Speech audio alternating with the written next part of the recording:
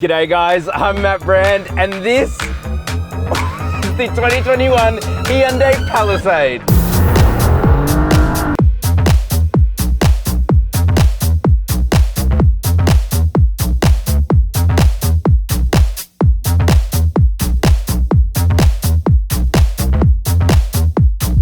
The 2021 Palisade has just gone on sale here in Australia. It is an all-new model and it definitely is the biggest model that Hyundai sell here in Australia. And not just the biggest in terms of size, even though it is absolutely massive, but also in terms of price. Here in Australia, it is the #1 model in terms of cost. But it has some of the coolest exterior styling on sale in Australia today. The interior is weirdly class leading. It's amazing in here. And it's got some awesome engines. And of course, we're going to discuss all of that in today's review. One of the craziest things about the Palisade is just how reasonably it's priced. There are two models in the range. Today, I'm driving the base model and it starts at just over 65,000 Australian dollars. And it tops out at just over 82 grand for the Highlander turbo diesel. The engine I'm driving here today is the naturally aspirated 3.8 litre V6 that powers the front wheels only. It does send power through an 8-speed automatic torque converter transmission, which is a pearler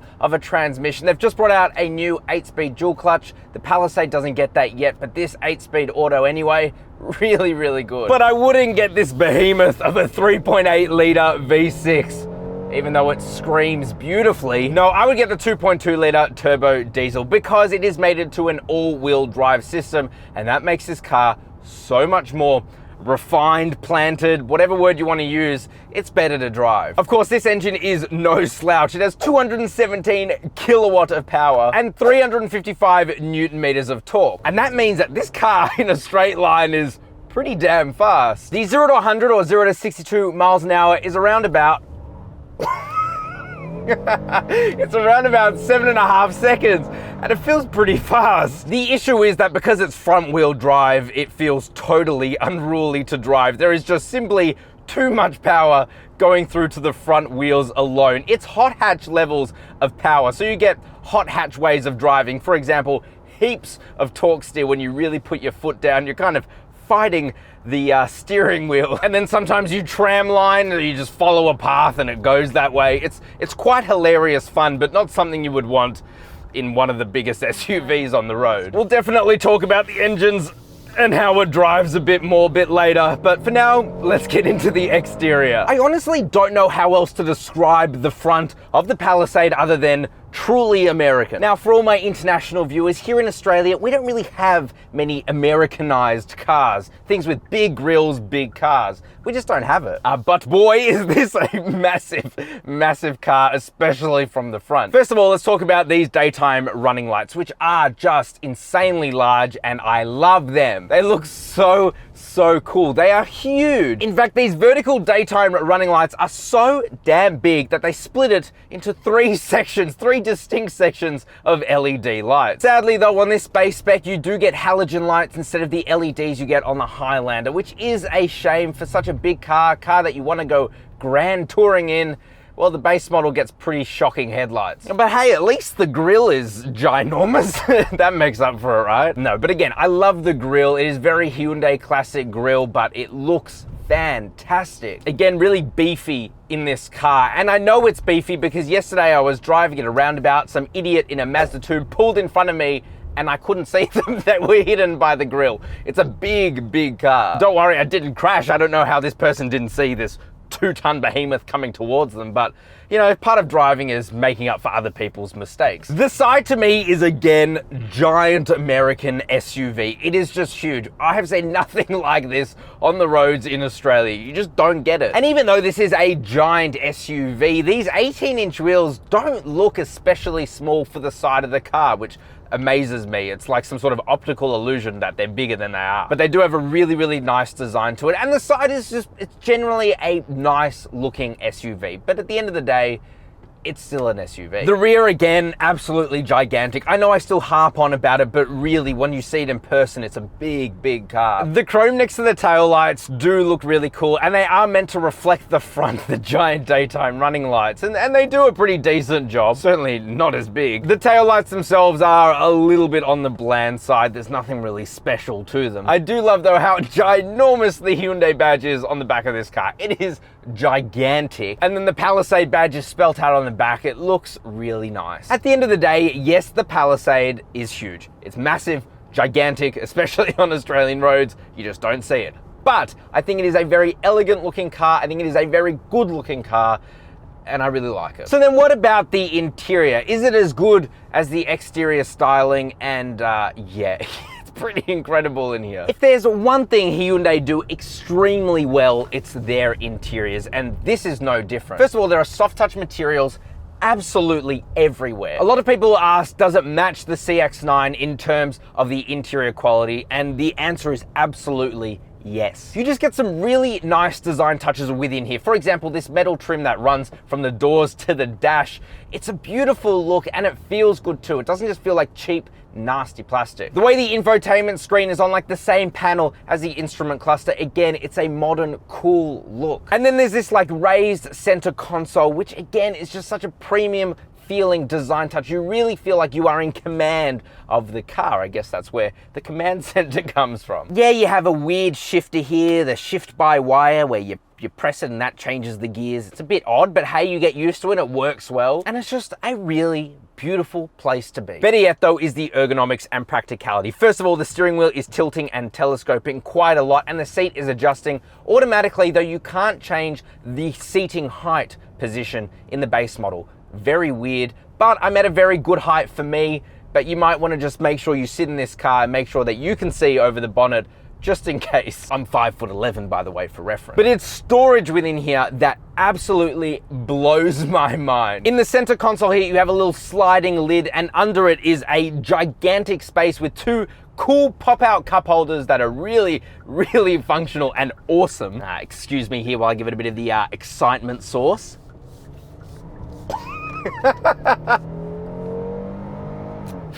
Oh, V6 power! Let's go back to comfort mode, get back comfortable. But yeah, heaps of storage within there. You don't get the wireless charger like you do in the Highlander. I don't really care, because guess how many USBs are in this car? I'll tell you, there's 7 USBs in this car. 7 USB ports, 4 12-volt sockets, and up to 16 cup holders.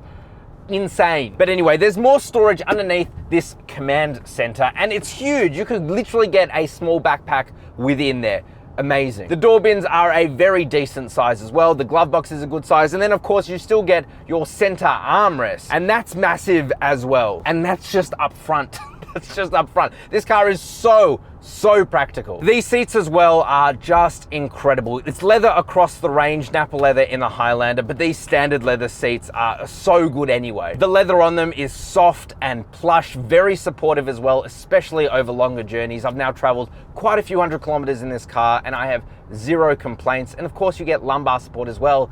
So it's just an all-round great place to sit. This steering wheel is classic Hyundai SUV steering wheel, very soft in the hands, comfortable to hold. The button layout as well is one of the best in the industry. It's just so intuitive, easy to use. A big shout out to the safety systems of this car, which are controlled through the steering wheel, because it has pretty much everything under the sun. And included with that is some of the best lane centering assist, i.e. it will hook you up dead center in the lane during cruise control, that I've experienced. Hyundai do it pretty much the best out there. It's incredible. The steering wheel also controls the instrument cluster, and this instrument cluster is a bit of an older Hyundai design, but it's still so good. On the left hand side you have a nice big bright tachometer, right hand side nice big bright speedometer. In the center is just a super functional LCD display that shows pretty much everything you want, and it's very crisp. So even though you can't get digital gauges across the Palisade range, you just don't need it. These gauges are really good. Then there's the 10.25-inch infotainment display, which again is just so good. This is the latest from Hyundai, and it's almost perfect. It is of course very functional. You have digital radio, navigation, Android Auto, and Apple CarPlay, though neither of those are wireless for now. Better yet though, it's just super responsive to the touch. It's just one of the best intuitive, easy to use systems out there. And the infotainment system is made even better because it's connected to an infinity sound system, which just sounds so superb, and you get it across the range, of course, because this is the base model. I love that. You don't often get premium sound systems in a base model, do you? Because this really isn't a base model of anything. Talking about the rear seats now, and you can get this car as a 7-seater. This is an 8-seater with 3 seats in the back, but you can also get it with captain's chairs, which are absolutely incredible, but less practical. But even then, these seats are so comfortable, made of the exact same leather as up front. As you can imagine, you have plenty of leg room, toe room, and headroom. The seats do slide and they recline quite a lot as well. You also get heaps of ways to charge your devices back there, including through USB ports in the seat. So it's a very comfortable place to be, and on longer road trips, kids will be super happy. And then of course there is a 3rd row, and it comes with 3 seats. Of course, that's how it gets to an 8-seat capacity. Now, it's not as huge as you might expect it to be. The middle seat will have to slide a little bit forward to fit passengers of my height, 5'11", back there. But the fact that you could even get me back there is pretty impressive. And then in terms of boot space, you have heaps, 311 liters with all 3 rows up. That is very impressive. It's like i30 Golf kind of levels of storage. Then 704 liters with the rear seats down, and then you put all of them down, and I don't know, you probably have like infinity liters. This thing at the end of the day is a giant rectangle. You can fit a lot in the back. I want to get back to how this drives though, and how better than to do it with a bit of a bit of sauce. This thing is actually weirdly quick. But anyway, last week I absolutely tore the new Santa Fe a new one, and that's because it came with a global suspension tune. It moved away from the Australian suspension tune. Guess what this Palisade has? It has the global suspension tune. But I'm not going to be as hard on the Palisade because I think it suits the character of this car more to have the global suspension tune. Now, what the global suspension tune does is it prioritizes comfort over handling. Okay, I gotta stop flooring it. I got it. And what that means is when you're driving around town, on back roads, on highways, this car is like a perfect cruiser because it's just so comfortable when you're sitting there wafting along the road. However, because this doesn't have any sort of adaptive suspension, when you turn a corner, you've got to be careful because this thing feels like it might topple over under any sort of strenuous turning circumstances. But honestly, for me, that's exactly what I would want and expect out of such a large SUV. You can't defy physics. This is still a very tall 2-ton vehicle, huge. It's not going to turn very well. An Australian suspension probably would have helped with that, but that would have made some concessions to how it rode along the road, and it's so peaceful and serene. A very big shout out to road noise as well. There really isn't any. The insulation within here is like luxury car levels of quietness. It's very good. And then in terms of fuel economy, well, it's not very good. Right now I'm averaging about 12.5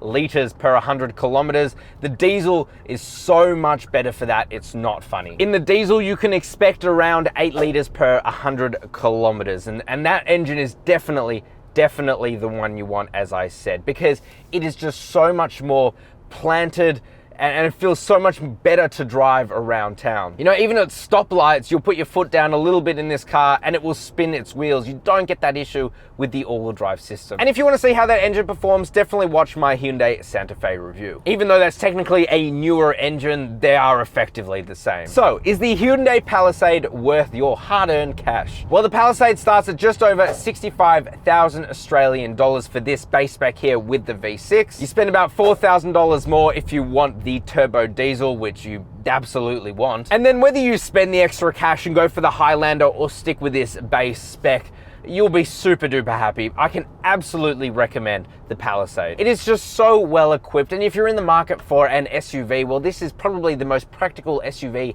you can buy. And as a pretty complete package, it is a very good buy. So yes, absolutely, I can definitely recommend the Palisade. So what do you think of the Palisade? Is it a good buy? Is there something missing? Let me know in the comment section below. You know what to do. If you liked the video, please do hit that like button. Subscribe if you're new around here, and hit that notification bell because I release an awesome new car review like this every single week. If you enjoyed the video, share it with a friend, and I'll see you next week.